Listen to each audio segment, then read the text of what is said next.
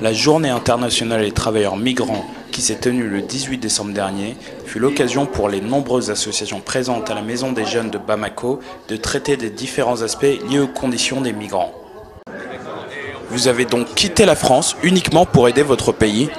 Uniquement pour ça. Non seulement sa double mission, c'est de sensibiliser les populations locales et de leur proposer que c'est possible de vivre dans notre pays sans aller à l'extérieur, et en même temps et sensibiliser les immigrés qui sont là-bas qu'on est chez nous, ce n'est pas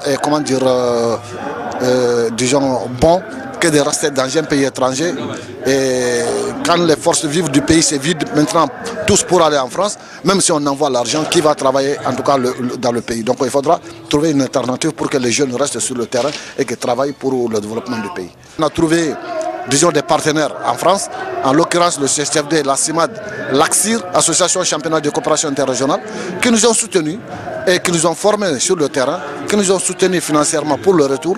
On a demandé également un lieu d'installation au gouvernement malien, qui nous a octroyé une parcelle de terre dans la région de Caille. C'est comme ça qu'on s'est installé, et puis avec tout notre groupe, et on a créé un village. Et maintenant, le village est là depuis une trentaine d'années. Mais pour beaucoup, la situation est tout autre. C'est un raccourci que Mamadou Keïta connaît par cœur pour accéder directement au tarmac de l'aéroport. Maintenant, on attend, les passagers vont sortir là, l'expulsé va descendre le tout dernier. Il est 20h10, le vol Air France 796 en provenance de Paris vient juste de se poser à Bamako. Il est accompagné? Non, c'est le chef d'escale de Air France. À bord de cet Airbus, 3 Maliens en situation irrégulière reconduits. Chaque soir, Mamadou Keïta de l'association malienne des expulsés, une ONG locale, est à l'arrivée avec les policiers maliens en civil pour réceptionner des compatriotes souvent déboussolés. Keïta connaît la procédure. Il a lui-même été expulsé en avril 2005. De nombreux migrants ayant subi une reconduite à la frontière souffrent de troubles psychologiques, souvent dus au fait que leurs retours forcés sont vécus comme étant une injustice. J'étais en France depuis 1989. J'ai demandé même un droit d'asile. Avec ce droit d'asile-là, j'ai eu un récépissé de 3 mois. Après ce récépissé de 3 mois, là n'a plus marché, ils ont rejeté. J'ai fait le OFRA et le recours, ça n'a plus marché. Donc, j'ai resté comme ça, je travaille peu à peu. En 1996, le 3 août 1996, la police parisienne m'ont pris. Ils m'ont demandé des papiers, j'ai dit je n'en ai pas de papiers. Ils m'ont envoyé au centre de détention de Vincennes. Donc j'en ai fait 8 jours là-bas.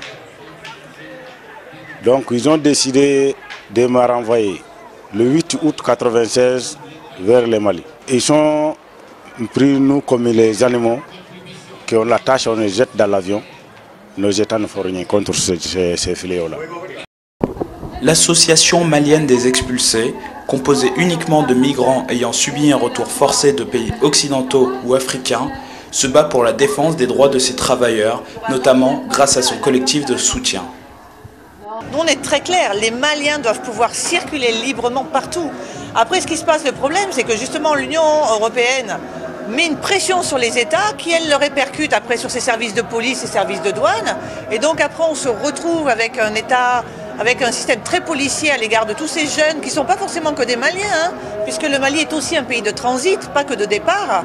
Et donc on retrouve tous ces jeunes qui sont très maltraités parce qu'ils veulent migrer. Alors ça devient le délit de migration, quoi. Alors que bon, on a le droit, l'homme est libre de vivre là où il veut, dans le pays où il veut. Quand Sarkozy était ministre de l'Intérieur, qu'il est venu, on a organisé une grosse manifestation quand il est venu nous parler de l'immigration choisie, en disant qu'on ne voulait pas de son immigration choisie. Ensuite, on a eu Brice Hortefeux. Bon, on a eu plein de gens qui sont venus pour tenter de faire signer des accords, on appelle ça les accords de réadmission, que le Mali, au moins c'est une fierté, est le seul pays pour le moment à ne pas avoir signé. Et ça, on a joué un rôle considérable, parce qu'à chaque fois qu'il y a eu la visite d'un ministre français pour essayer de faire venir signer, on s'est toujours mobilisé. Ça permet de mettre une pression et que l'État ne signe pas. En même temps, on reconnaît, même l'État à un moment nous l'a dit, l'État lui-même ne veut pas signer ces accords. Quelque part, la pression que nous on met, ça lui sert, il se sert aussi de ça pour pouvoir rejeter ces accords-là. Depuis 1990, la précarisation des droits des migrants est en aggravation constante.